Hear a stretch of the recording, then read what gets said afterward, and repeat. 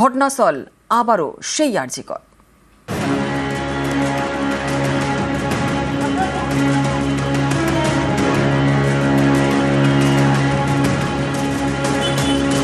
ফের আরজিকরে রোগী মৃত্যুতে বিতর্ক। অভিযোগ, রবিবার রাতে 60 বছরের অসুস্থ শ্বাসকষ্টের রোগীকে ট্রমা কেয়ার সেন্টার থেকে 100 মিটার দূরে পে অ্যান্ড ইউজ টয়লেটে হেঁটে যেতে বলা হয়, কারণ ট্রমা কেয়ার সেন্টারে নাকি শুধু স্টাফদের জন্য টয়লেট আছে। পরিবারের দাবি, বৃদ্ধ প্রথমে ট্রমা কেয়ার সেন্টার থেকে 5টি সিঁড়ি নামেন, এরপর 25টি সিঁড়ি ভেঙে দোতলায় উঠে অসুস্থ হয়ে পড়েন, কিছুক্ষণ পর মারা যান। হাত দিয়ে দেখিয়ে দিল ওইদিকে বাথরুম, কমন বাথরুম, পাবলিকের বাথরুম। উঠেছে সিঁড়িতে, কষ্ট হয়েছে, একটু তো শ্বাসকষ্ট হচ্ছিল, ধকল নিতে পারিনি, হাঁটাটা বোধহয় বসতে গিয়ে বোধহয় কাজ হয়ে হাঁটতে তো হতো না, লিফটে চলে যেত। নিমতার বাসিন্দা বিশ্বজিৎ সামন্ত, বয়স 60, রবিবার রাতে অসুস্থ হয়ে পড়েন। পরিবারের দাবি, হঠাৎই শ্বাসকষ্ট ও বুকে ব্যথা শুরু হয়। নিয়ে যাওয়া হয় আরজিকর হাসপাতালে। সেখানকার ট্রমা কেয়ার সেন্টারের গ্রাউন্ড ফ্লোরে এমার্জেন্সি বিভাগ। পরিবারের দাবি, বৃদ্ধকে রাখা হয় অক্সিজেন সাপোর্টে।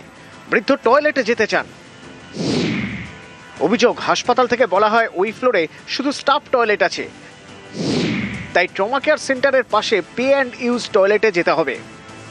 অক্সিজেন চলছিল মনে হয়, নাকে একটা কিছু ড্রপ দেওয়া হয়েছিল, তারপরে মনে হয় টয়লেট পেয়েছিল, বলেছে আমি টয়লেটে যাবো। তা বলেছি যান বাইরে নিয়ে যান, বাইরে নিয়ে যেতে ওখান দিয়ে ওনাকে হাঁটিয়ে হাঁটিয়ে টয়লেটে নিয়ে যাওয়া হয়েছে।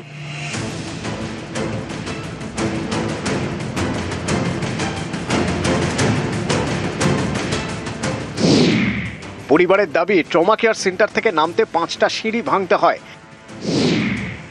তারপর 100 মিটার হেঁটে সুলভ টয়লেট, সেখানে দোতলায় উঠতে 25টি সিঁড়ি ভাঙতে হয়। এতে বৃদ্ধ আরো অসুস্থ হয়ে লুটিয়ে পড়েন। কোনো মতে তাকে ফের নিয়ে আসা হয় ট্রমা কেয়ার সেন্টারে। ডাক্তাররা জানান মারা গিয়েছেন। আপনাকে দেখানোর চেষ্টা করবো যে কতটা ডিস্টেন্স, প্রায় ট্রমা কেয়ার সেন্টার থেকে 100 মিটারের কাছাকাছি এই পে অ্যান্ড ইউজ টয়লেট, এবং এখানেই ট্রমা কেয়ারের গ্রাউন্ড ফ্লোরে যারা আসেন তাদেরকে আসতে হয়।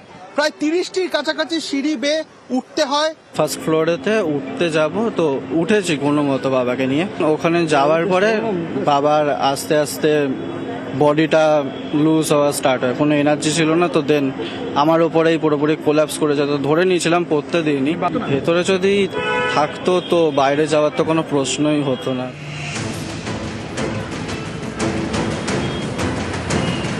পঁচিশটা সিঁড়ি ভেঙে তবে টয়লেট। সুস্থ মানুষ অসুস্থ হয়ে পড়বেন, আর অসুস্থ বৃদ্ধ মারাই গেলেন। এতে ক্ষোভে ফেটে পড়েছে তার পরিবার।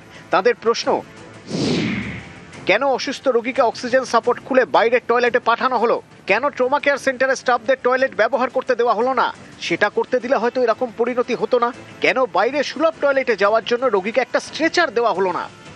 এটা হচ্ছে কি, ট্রমা কেয়ারে এক্সেসিভ লোড পড়ে যাওয়ায় ম্যাক্সিমাম সময় বাথরুম গুলো এনগেজ থাকছে। তাই জন্য আমরা এটা নিয়েও কথা বলছি যে এই যে এত এনগেজমেন্ট, এত লোড বেড়ে গেছে, আমরা এটাও কথা বলেছি যদি কোনোভাবে বায়ো টয়লেট, কিন্তু বায়ো টয়লেটের প্রভিশন নেই। এতদিন যেমন ভাগ ছিল ডক্টর, স্টাফ এবং পেশেন্ট এবং রিলেটিভসদের জন্য, পুরোটাই যদি সবার জন্য ওপেন আপ করে দেওয়া যায়, এছাড়া সমস্যার সমাধান করা very difficult for the time being. সকালবেলা 7টার সময় সবারই সমস্যা তৈরি, কেউ এই বিল্ডিং এ, কেউ উপরে, কেউ নিচে, এইভাবেই চলে। রোগীদের জন্য কোনো এক্সক্লুসিভলি কিছু নেই। কখনো কখনো ওই যে পে অ্যান্ড ইউজ টয়লেট এইভাবেই যাচ্ছে।